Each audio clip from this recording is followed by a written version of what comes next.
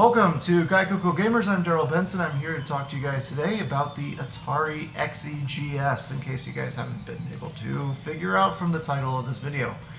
The Xe Gs was a last-ditch attempt for Atari to go ahead and topple over the then hugely successful Nintendo Entertainment System from the mid-80s. And basically, what Atari did was that they went ahead and went around to a bunch of toy stores like Toys R Us and the like and said, if it was you, what would you do in order to go ahead and get market share over Nintendo? And they all basically said, well, if it was me, I would go ahead and create a computer and a gaming system in one. At the time, people really wanted an affordable video games console and an affordable computer. And to be able to kill two birds with one stone seemed pretty logical at the time. In fact, Atari was not alone in doing this. Commodore and a couple other companies, I'm drawing a blank here, all tried to do the same thing. And, well, frankly, they all kind of failed. But even though it failed, it's a really good console. To give you an idea, these are what the cartridges look like. The cartridges are smaller by about actually they're not really that any smaller, they look smaller than the 400 and 800 style cartridges. And the reason why these are important, these not so much, is because they only made about a couple dozen of these cartridges. These are still important because you have great games like Mario Brothers, and then you also have games like Choplifter, which are technically already released for this, but whatever. I like the box art, and it's better actually. And you also have some games like Rescue on Fractalis. And this was a Lucasfilm game, and therefore pretty freaking cool. It actually had like, I forget what you call it, basically the isometric type of land, like, you know, like what 3D computers do, and it did that in very, very low quality color. Pretty cool and amazing game. In fact, most of the reasons why you'd want to pick up these XEGS versions of these cartridges, these XE cartridges, I should say, were simply because these were conversions of disc-based games that were too big to fit on these little cartridges in the past. So that's pretty cool. It came with an Atari 2600 style joystick. However, that is not what I use to play anymore, and that'll be covered in a different video. But what I really like about this system is that it's backwards compatible. It's backwards compatible with pretty much any 400 or 800 or XL or whatever game cart. And there are a plethora of games to play, and it's just a fantastic system. Here's the system itself. The system is a great looking system. It's very angular, very what the people in the 80s would probably consider to be realistic or futuristic. More lines futuristic, not realistic. You get my point. Nice big embossed Atari logo up here. You have some heat vents over here in the back. Your cartridge, your game cartridge, is at a diagonal. Power, start, select, option, reset, and help, and these funky Easter pastel looking colored buttons, which apparently turned a lot of people off back in the day, and I can understand why, but at the same time I actually think it looks really good with this light gray. The help button pretty much only came in handy with the PC side of things. If you went ahead and had the keyboard attached, like so, but there's no game cartridge plugged in, it would boot to Atari Basic.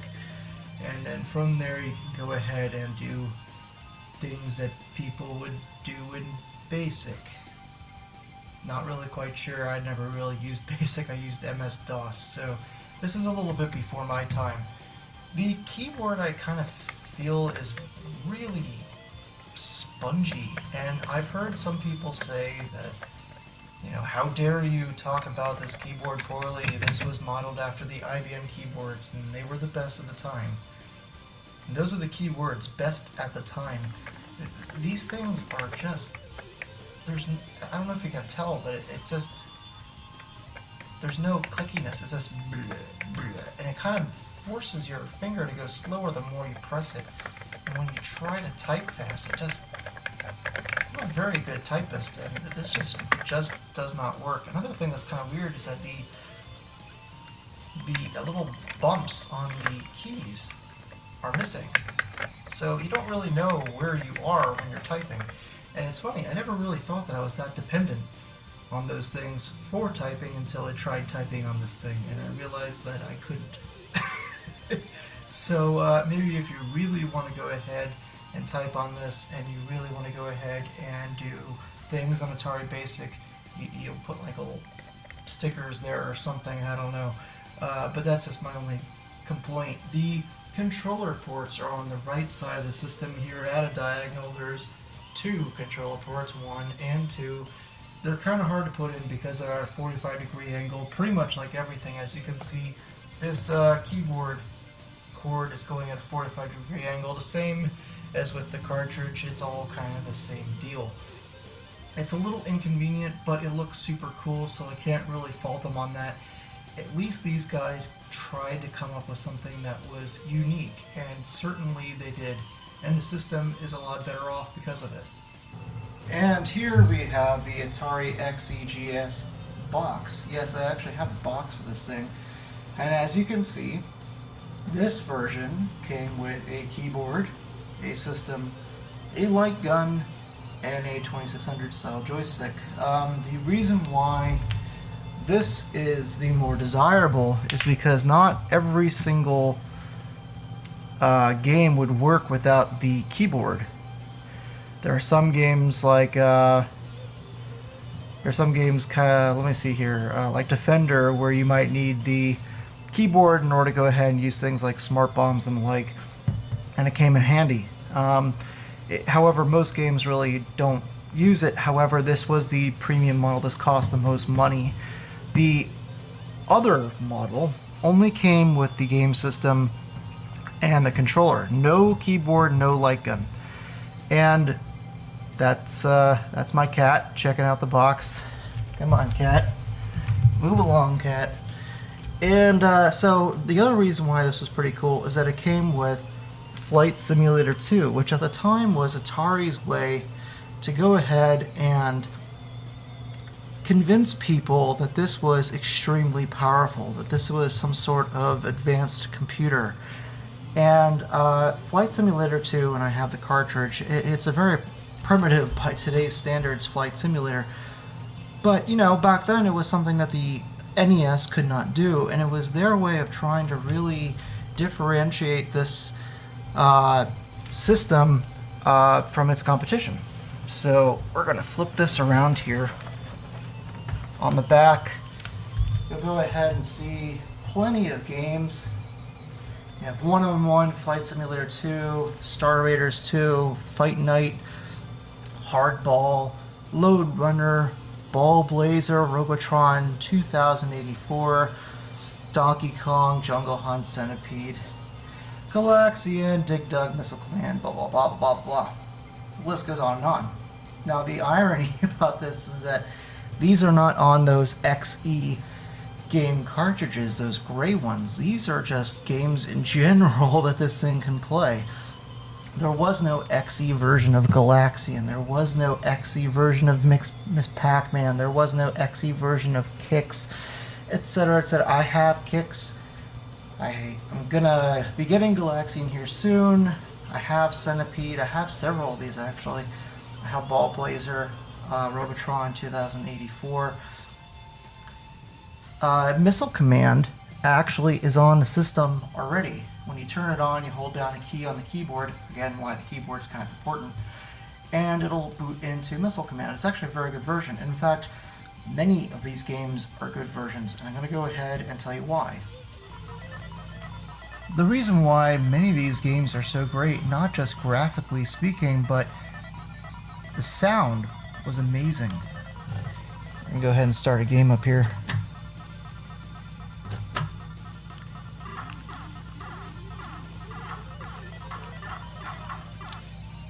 Wow. I swear to God, my high score is like nearly 60,000. Of course, while I'm filming, I got killed by the first spider.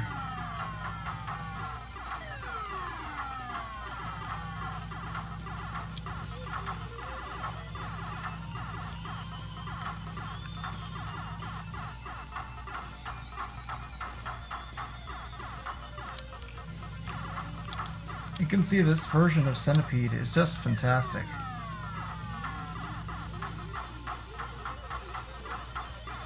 Get into the later parts of the level, you'll get things like the scorpion going by, of course. And then of course the Centipede starts moving in a more complicated manner, usually going straight down on the screen. Fleas are flying down right now, but they tend to go away. Oh, there's the first scorpion. And I killed him. Sweet. There's another one, and I killed him too. Awesome. And I died. You also have the XE system light gun, as you see here. Just a pretty funky looking phaser gun. And it worked with certain games. Yes, this is kind of coming off. I need to put some double-sided tape on that. But otherwise, it's in mint condition. This whole thing actually wasn't played. This whole system was never used before, which is pretty awesome. Games like Bug Hunt will work great with the XE system light gun, phaser, whatever you want to call it. There is one bit of a downside, at least a downside that I have, and I'm not sure if other people have. I do not find, I mean, it works okay, I just don't find it as responsive as the Nintendo Entertainment System Zapper. It feels a little sluggish, this trigger, but maybe that's just me. Maybe I've been pampered too much by Nintendo over the years.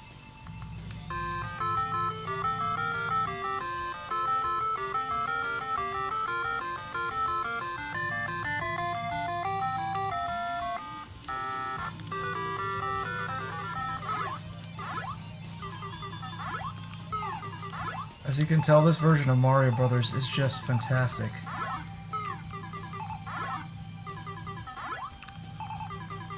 Control is great, it looks great, and most importantly, with these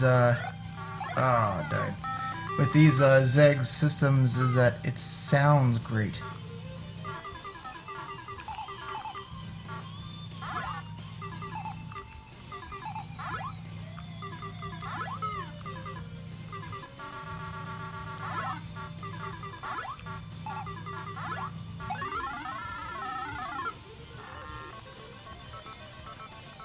So there you have it. The Atari X Egs is really a fantastic system.